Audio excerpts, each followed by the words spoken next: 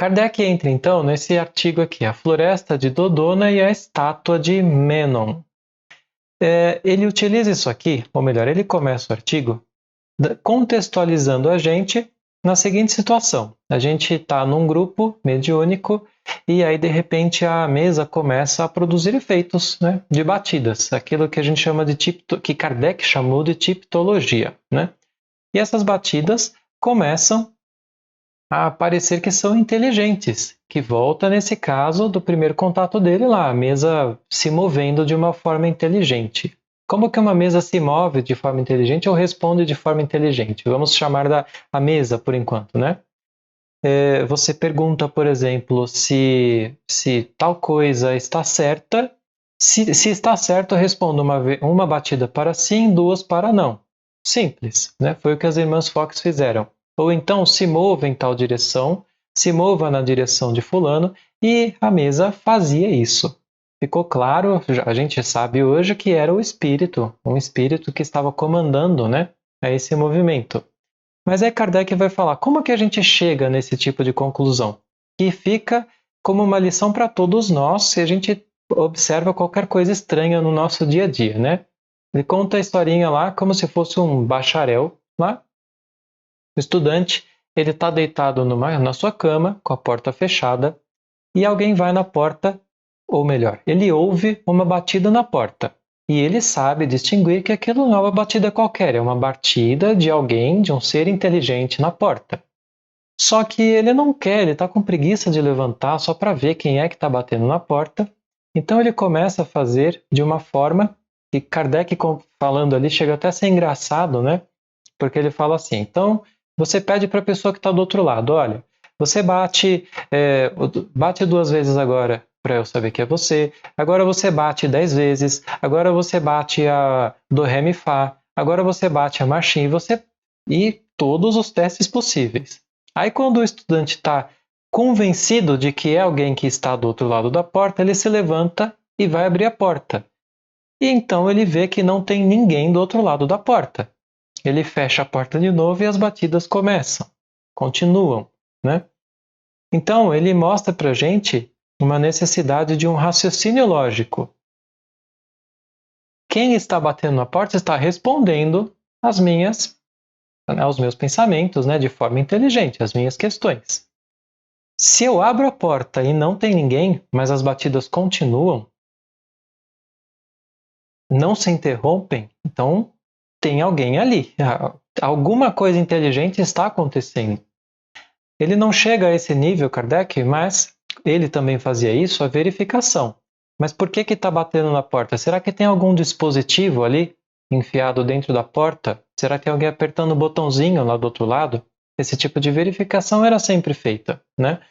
E como ele trata mais abaixo nesse artigo, na parte dos descrentes ou aqueles que vêm já com um pensamento pronto de que não, isso aí é um dispositivo, alguém está fazendo isso.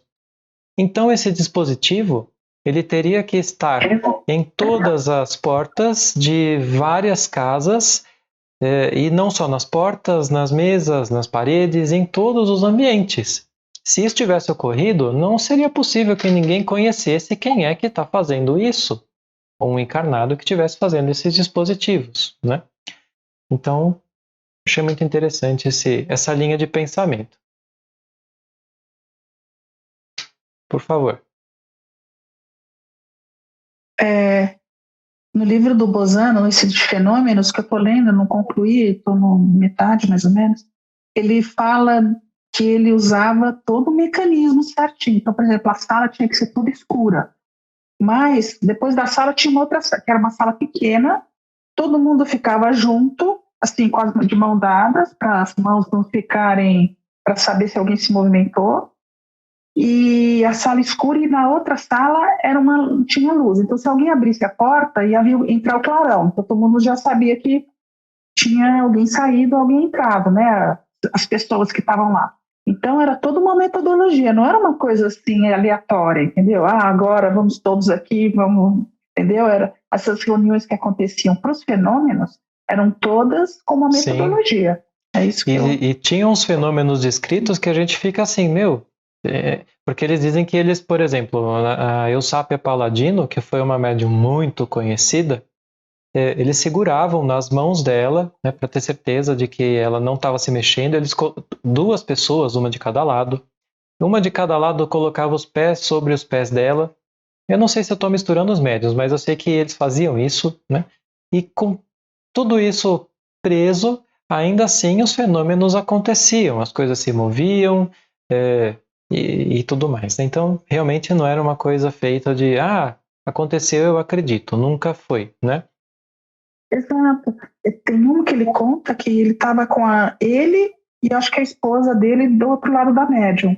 E a pulseira passou de um lado para outro e ninguém percebeu, mas eles estavam de mãos dadas. Como é que a pulseira tinha passado de um braço para outro? Não tinha como acontecer aquilo. Sim. Bom, enfim. Não é, e todos os casos que o Bozano estudou, que o Bozano estudou muito isso, muitos ele desprezou, porque passou por algum probleminha que não deu certo aquela experiência, aquela experiência era inválida. Então foi uma coisa que todos os que ele narrou foram que passaram por todas o protocolo, vamos dizer assim, dele para aquele tipo de manifestação. Que interessante, legal. É isso, né? E alguns também outra coisa, esse dos toques na porta, na madeira, eles usavam também muitos o código Morse, porque tinha muito oficial também que faziam as coisas, participavam das reuniões. E alguns espíritos mandavam mensagem pelo código Morse. Achei interessante. Legal. Isso.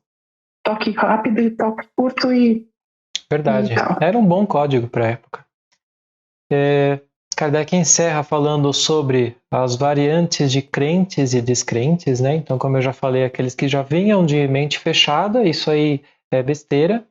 Isso não existe, portanto não pode ser espírito, né? E Kardec fala, a gente não tem que ficar gastando tempo com eles, porque um dia eles vão entender, seja agora, seja depois, né? Dentro dos crentes, aí existem aqueles que são os crentes aqueles que creem, né, no que está acontecendo ali, os crentes cegos, ou seja, a fé cega, que é aquela fé perigosa, que a gente acredita em tudo, bateu o espírito, então o que disser ali, mesmo que seja espírito, o que disser ali é a suprema verdade, eu vou aceitá-la, a gente não deve nunca fazer isso. Os crentes, que são os que creem de forma raciocinada, entendem o que está acontecendo ali, e eu acho que eram esses dois, né? Não lembro se eu tinha anotado mais algum. Vou passar em frente aqui. Sim, e aí ele termina voltando lá no passado, né? Por isso o título do artigo, né? A Floresta de Dodona, a Estátua de Menon, que era lá nos tempos dos primórdios, as primeiras raízes do espiritismo, por assim dizer, onde existiam o vento sibilante entre as árvores, as estátuas que emitiam sons e tudo mais, e que quando não eram peças para enganar as pessoas, eram as primeiras manifestações, né, de espíritos, já lá 3.000 anos atrás.